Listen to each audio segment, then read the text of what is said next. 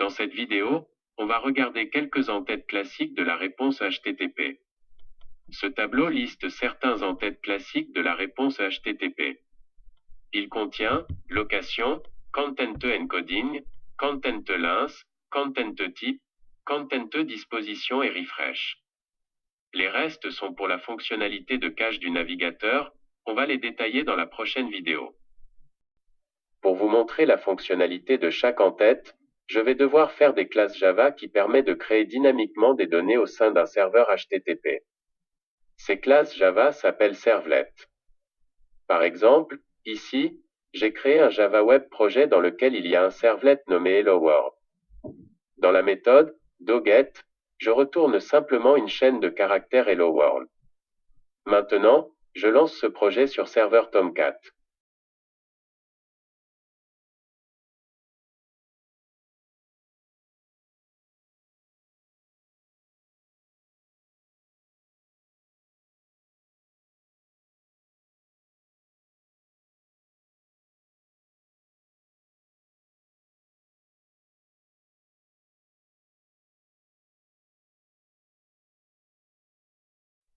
Dans le champ en haut du navigateur, quand je saisis le nom de ce servlet, on s'aperçoit que le mot Hello World est bien affiché.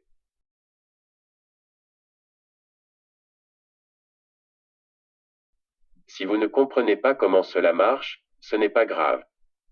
Vous pouvez ignorer ces classes Java pour le moment, on va apprendre ensemble dans les nouvelles vidéos ultérieurement. L'entête de réponse location indique l'URL vers laquelle rediriger une page. Il a été utilisé souvent avec une réponse d'état 302. Ici, j'ai créé un nouveau servlet comme celui de tout à l'heure. Normalement, dans sa réponse, il devrait retourner une chaîne de caractères Hello World. Mais juste devant, j'ai ajouté une ligne de code pour mettre le header location. Sa valeur est un chemin vers une ressource web statique, hello.html.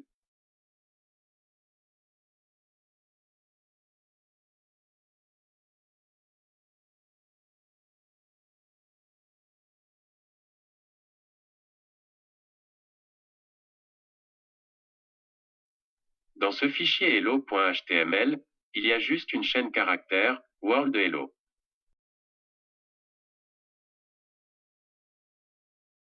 J'ai ajouté aussi une autre ligne de code pour mettre le status de réponse égal à 302. Maintenant, je lance le projet dans Tomcat. Dans le navigateur, on peut constater que c'est la contenu du fichier hello.html qui est affiché, mais pas la chaîne caractère Hello World. Cela veut dire que, une fois le navigateur a reçu la réponse, il a compris qu'il faut rediriger vers une autre ressource, c'est bien le fichier hello.html comme indiqué dans le header location, c'est pour cela que l'on voit sa contenu affiché dans le navigateur. L'entête content encoding indique la compression utilisée sur le contenu dans le corps de la réponse. Il permet au client de savoir comment décoder le contenu. L'entête content length indique la taille du corps de la réponse envoyée au client. Ici, j'ai créé un nouveau servlet, il retourne un texte très long. Pour réduire la charge de transmission de données, on va le compresser avant renvoyer au client.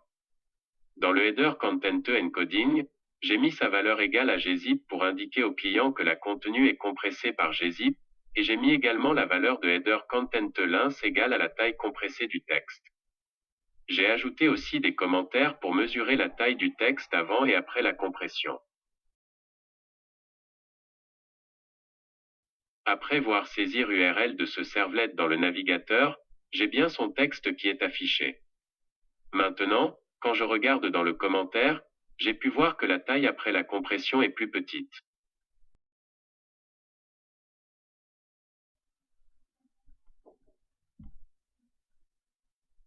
L'entête content type sert à indiquer le type MIME de la ressource.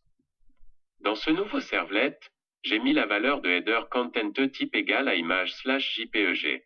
C'est parce que la ressource retournée par le serveur est un fichier d'image, logo.jpg.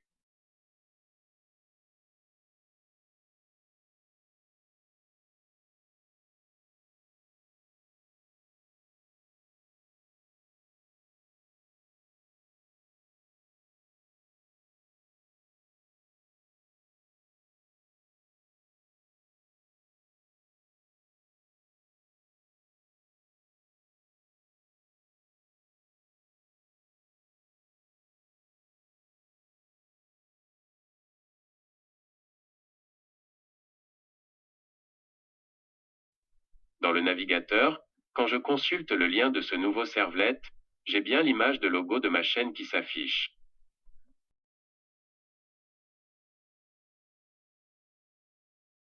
L'entête de réponse Content Disposition est un en-tête indiquant si le contenu devrait être affiché en pièce jointe qui sera téléchargé et enregistré localement.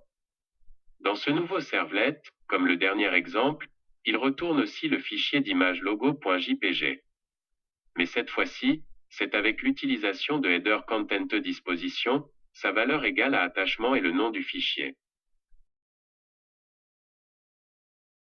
Maintenant, quand je consulte ce servlet dans le navigateur, au lieu d'afficher le fichier d'image, il me propose de le télécharger et enregistrer en local.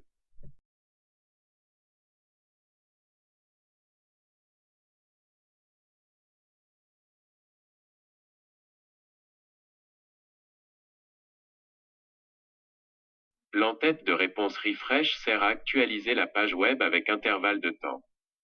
Dans ce nouveau servlet, j'ai créé deux méthodes refresh1 et refresh2. On va regarder d'abord dans la méthode refresh1. Ici, je retourne une chaîne de caractères avec un timestamp.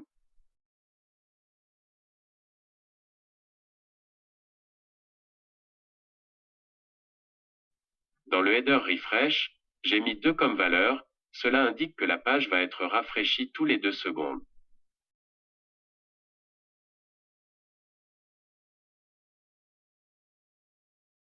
Maintenant, quand je consulte ce servlet, on peut constater que la page a été actualisée chaque 2 secondes.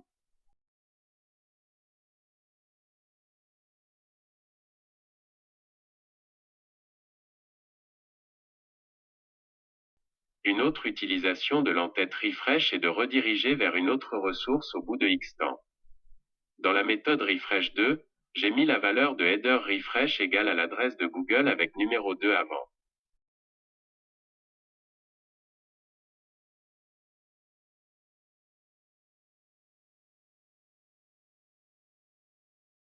Maintenant, quand je consulte ce servlet, au bout de 2 secondes, on est redirigé vers la page de Google.